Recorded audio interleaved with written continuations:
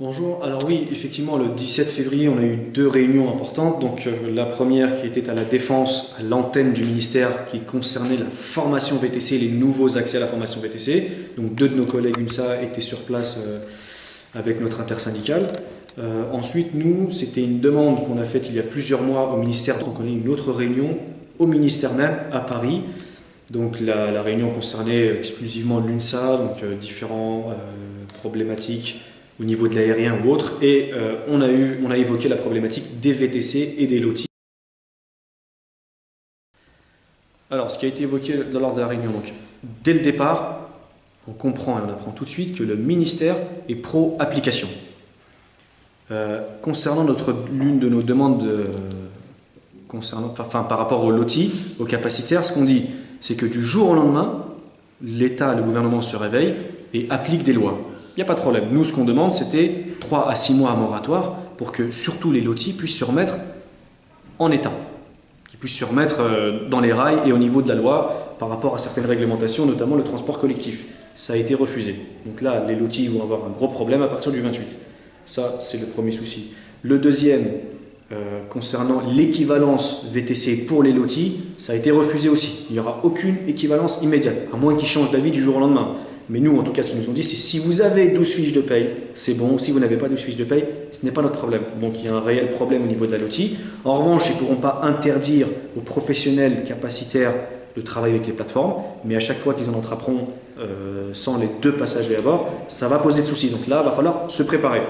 Ensuite, l'une de nos principales discussions, c'était avoir la paix sociale entre nous et le taxi. Puisqu'on travaille ensemble au quotidien, on est amené à se croiser, il nous faut une paix sociale. La proposition phare pour nous, c'était de dire le VTC doit être inférieur en nombre au taxi et il doit être supérieur au tarif et il doit travailler selon sa réglementation, à savoir la réservation à l'avance.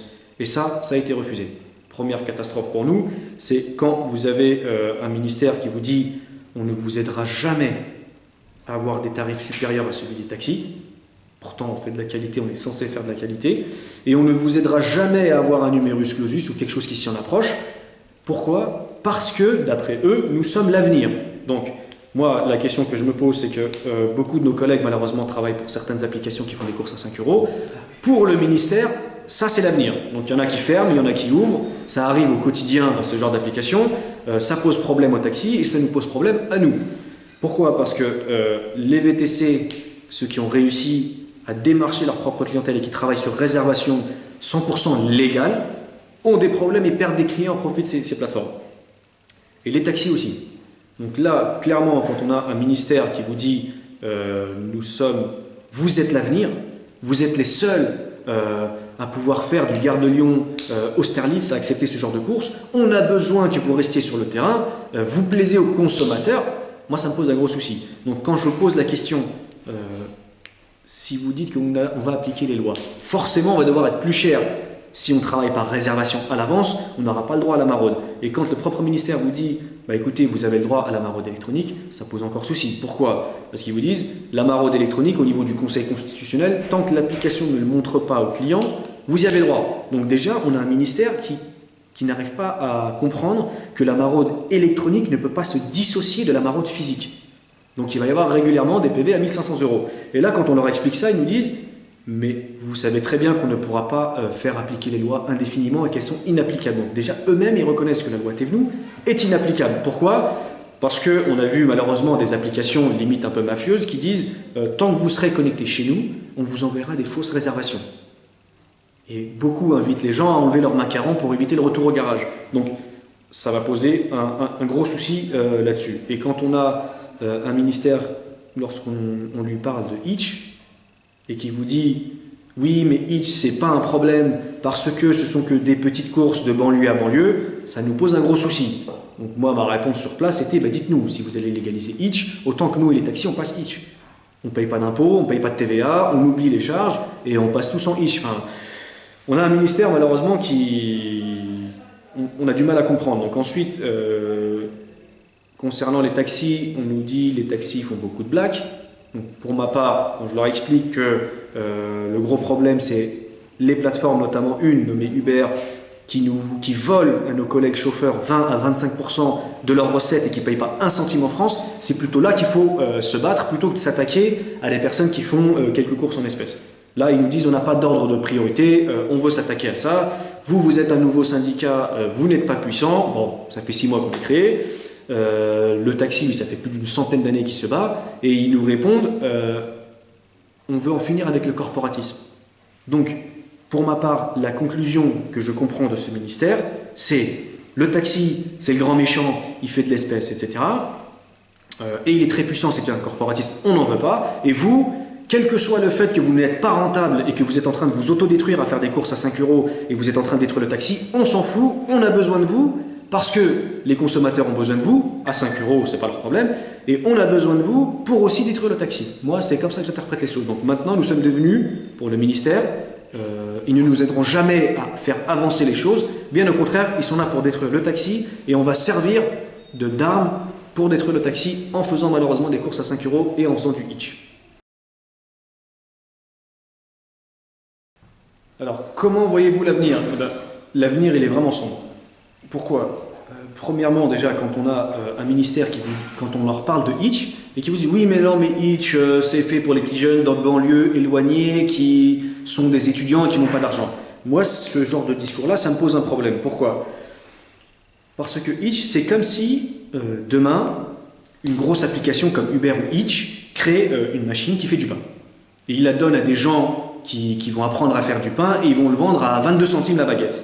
Et quand on va dire que c'est en train de tuer les boulangers, on va dire mais non, c'est fait pour vendre du pain aux gens du RSA, on leur prend juste 15% sur chaque baguette, mais c'est fait pour les pauvres. Ça va tuer notre économie.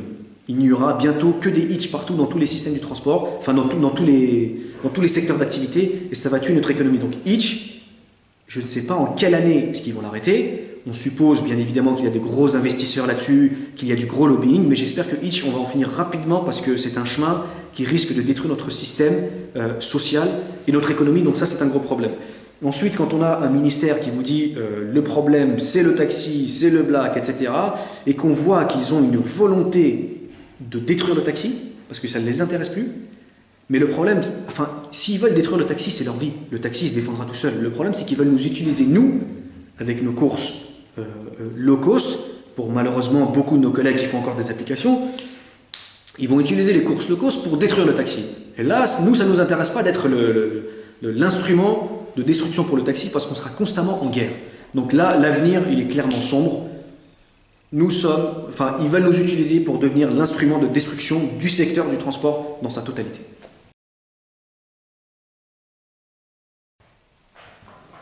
Alors, concernant les solutions, nous, en ce qui nous concerne, c'est lorsqu'on voit les taxis, ce qu'ils ont demandé depuis un moment, c'est l'application de la loi. On est bien d'accord, sur la maraude, retour au garage, etc. Mais quand on voit un ministère qui vous dit ces lois-là sont inapplicables, il va falloir que les taxis posent une autre question maintenant. Nous, les solutions qu'on propose, c'est de discuter avec le taxi, de remettre une ligne rouge entre nous et eux, à savoir ce métier-là c'est le vôtre, ce métier-là c'est le nôtre.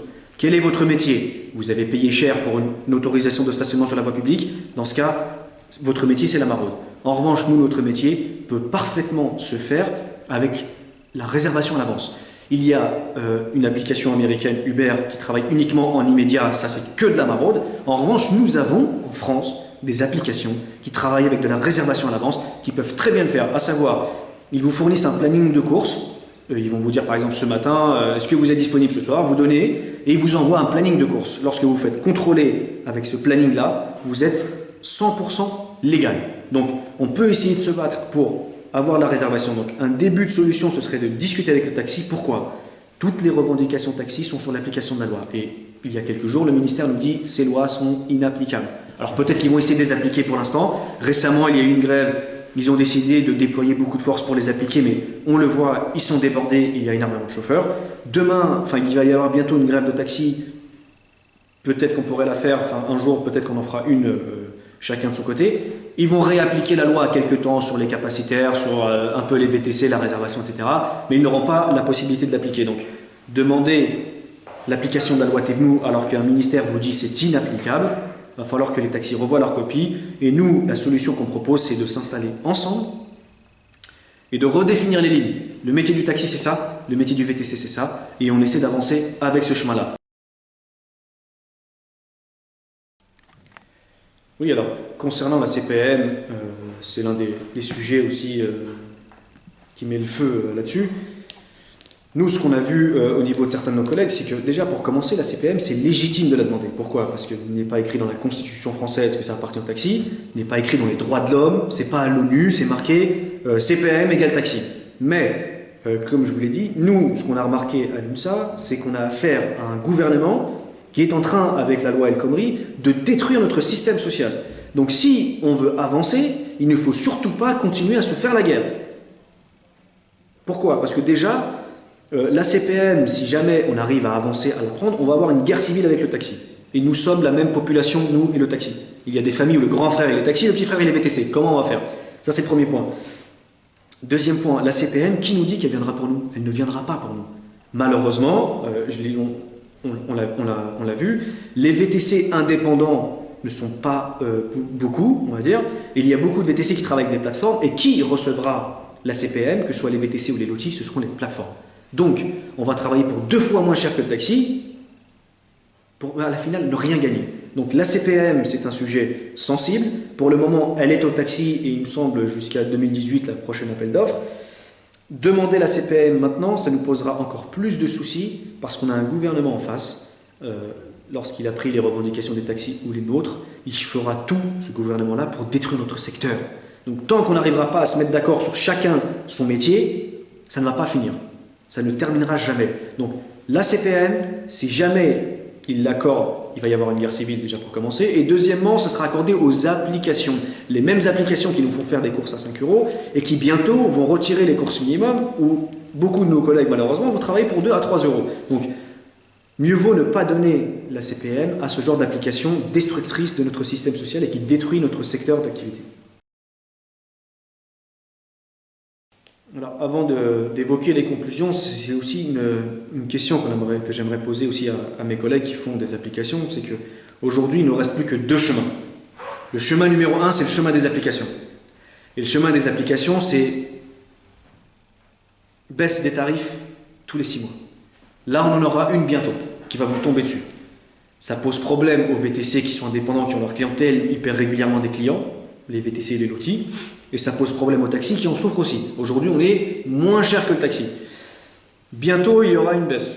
C'est confirmé, on le sait, ça sera le retrait de la course minimum. Donc bientôt, il y aura des courses à 2,50 €. Donc le chemin numéro 1, le chemin des applis, il faut arrêter les collègues. J'espère que vous allez essayer de vous réveiller. Nous, on n'est pas là pour vous dénigrer ou autre, mais on vous invite à réfléchir là-dessus. Le chemin aussi de ces applications, c'est, à part la baisse des tarifs, c'est le mensonge qu'ils ont menti au gouvernement depuis des années en leur disant « Ouvrez les vannes, on va vous enlever du chômage ». Nous, on a un super gouvernement très intelligent. Il a ouvert les vannes. Formation VTC, 1 jour. Examen, 1 jour, 100 €. Donc, le taxi, c'est 3 000 €. Je crois que c'est 9 mois, 1 an. Enfin, ils ont pas mal d'UV. C'est très long. Et le VTC, qui est censé être du haut de gamme, de la qualité, 1 jour, 100 €. Donc là, ça pose un gros problème. Ensuite, ces mêmes applications qui vous disent on va créer 70 000 emplois de chauffeurs. Ça, tout ça, c'est faux. On est déjà effectivement plus nombreux que les taxis, mais on n'en peut plus. Là, maintenant, clairement, ça ne pourra plus avancer. Donc, il y a le chemin des applications, et ce chemin-là, c'est la mort claire et nette et précise pour tout le secteur. J'espère que les collègues vont essayer de se réveiller et de faire ce qu'ils doivent faire, à savoir de la réservation à l'avance. Sinon, il y a le deuxième chemin qui est le chemin de la réglementation.